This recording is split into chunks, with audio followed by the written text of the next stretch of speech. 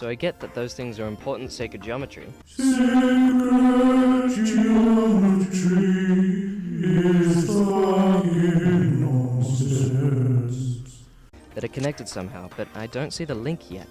Oh, I know!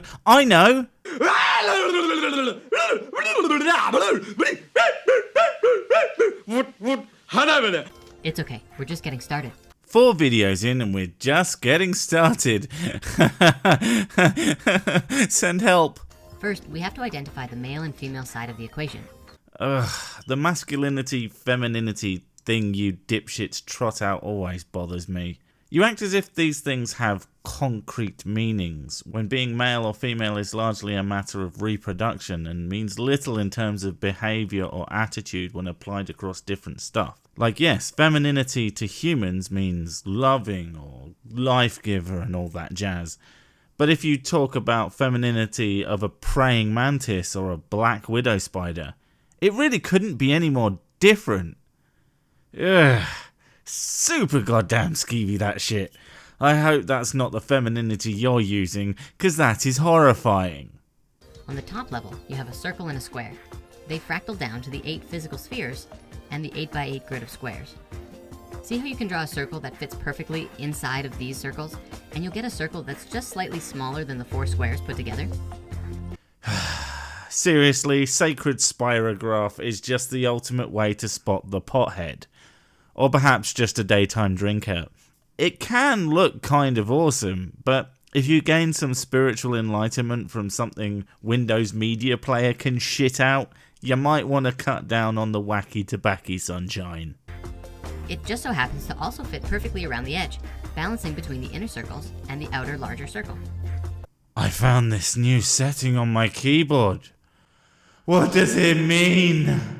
Am I even exist? Do reality our time?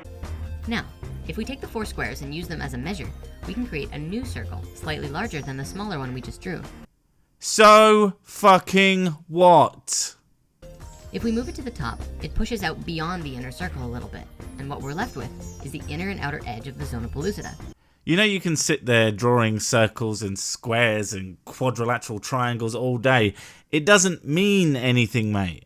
Tell me exactly which scientific breakthrough was made by pissing about drawing circles all day instead of, actually doing some work.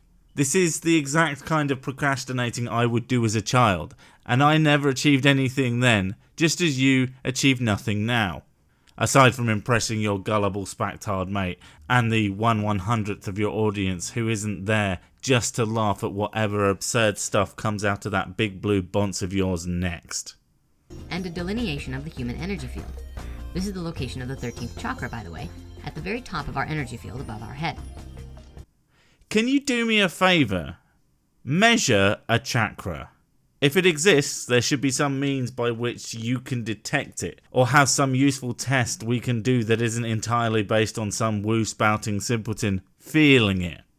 Do you have a chakrascope, or something, anything that can give me an ounce of evidence for this? Because if you can't, and there is nothing useful I can do with this information, I'm going to disregard it as something you made up. As everyone should with any claim that cannot be tested or corroborated in any way.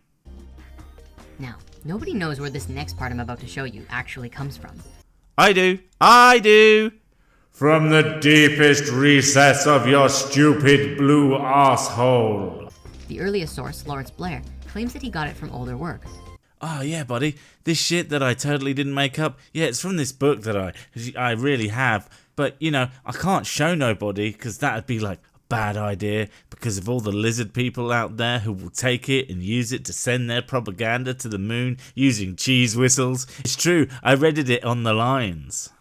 But using the tip of the zona pellucida as a radial point between it and the square to create a new sphere, this then delineates the field of the 13th chakra.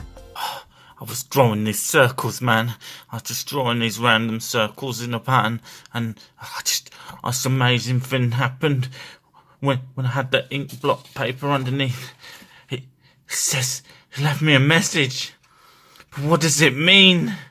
What does it mean? What does it mean? The ratio between this new sphere and a sphere based off of this square, the physical form of the Earth, is the exact same ratio as that of the Earth and the Moon. No, it isn't. The difference between your circles is 25.6%. The difference between Earth and the Moon is 27.2%. That's a difference of about 1.6%. Now, you may say that's pretty close, but if I told you I was 6'3" and stood next to someone exactly 1 inch taller, it's an obvious difference. And yet, that's only 1.3. And you did say exactly. Now, with all that in mind, let's say he wasn't just plain wrong, and they did match. So what? Might be an interesting factoid, but it tells us literally nothing about anything. Here's a spoopy correlation. Did you know that per capita cheese consumption correlates with the number of people who died tangled in their bed sheets? Terrifying. And that of course means that there's a conspiracy to force people to eat more cheese by killing those who don't with insidious death traps. Obviously. You'll also notice too that the zona pellucida has actually merged with the square around the body and planet to create the phi ratio. There is no way I'm checking into that shit. The fact that you say it without demonstrating it is proof enough that it's not true. Hell, even if you did, would probably still be wrong. You don't exactly have a great track record, and I don't have all goddamn year. It's a bridge to a higher consciousness. Yeah, of course it is. Numbers! Whoa. What the fuck was that? I really think you should see a doctor about that, mate. That shit is not normal. Jesus. So what's the importance of these numbers? I'm not saying it again. In the circle and square diagram, to create the phi ratio, the circumference of a circle must be equal to the perimeter of a square. Oh shit, forgive me, I genuinely thought you weren't going to explain anything. You know, like usual. When you calculate the perimeter of the square that would be around the physical Earth, it comes to 31,680 miles, which is the diameter of the Earth times 4. To get the circle around the Earth is a little bit more tricky because you have the Moon's involvement. You have to imagine the Moon is perfectly placed against the Earth without going into it at all. It's interesting how there are always concessions and caveats to, well, reality, to allow this shit to even do anything. Then we take the diameter of the Earth and the diameter of the Moon, add them together, and multiply by pi. It comes out at 31,667. Holy crap, they're almost the exact same numbers. Almost the exact same numbers. Why, you could even say it this way. Holy crap, those aren't the same numbers. Wow, how amazing. More nothing to add to our big pile of bollocks that doesn't mean dick. Yay. Exactly. There's a 13-mile difference, but 13 miles is nothing when you consider that the ocean rises nearly 27 miles around the equator. Missing the very fact his description of Earth, X size and shape is more than likely incorrect. I honestly don't know if he is this stupid or just so enamored with the smell of his own farts that he just doesn't notice this shit. So what does all of this mean to us, Mr. Patch? What does it mean? Taking bets on some meaningless dribble speak. What does it mean? I guess it means that the Moon is not just this random satellite that has nothing to do with us. Oh my god, you freaking pleb. Of course the Moon has a lot to do with us. The tides, the fact it's composed of many Earth elements.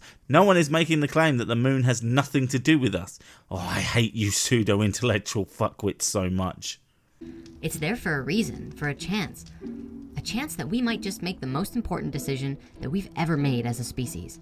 Blow up the Moon! Hopefully, part of it will fall on these two cretins and raise the international IQ by about 1,000 points. And create together a new way of life on this planet. It's up to the collective, to all of mankind. Do we choose love? Or do we choose chaos and war? Chaos and war, you've convinced me that if one human can be this ridiculous, I have to wipe out the rest of them before someone makes more of you. Dear YouTube, that was a joke. Thanks for coming. Maybe a little bit of both from the looks of it right now. But times are changing. This isn't the old world anymore. It's now a matter of survival and collaboration. Yeah, if we detonate all of our nukes at the same time, we can cleanse the Earth of us. Not me, though. I'll be watching a monitor 20 floors below sea level from a bunker. The Moon appears to offer us the opportunity to change, to become aware, to grow. but it won't make the decision for us. I'm glad it won't. Big hunks of rocks aren't famous for their ability to think. You know, like you. That's up to us. Okay, you've officially blown my mind hole clean off. I'd love to blow a few more holes in your mind, but apparently that's murder and not cool and hate crime. This seems to be evidence of a long-lost secret that has to do with our evolution.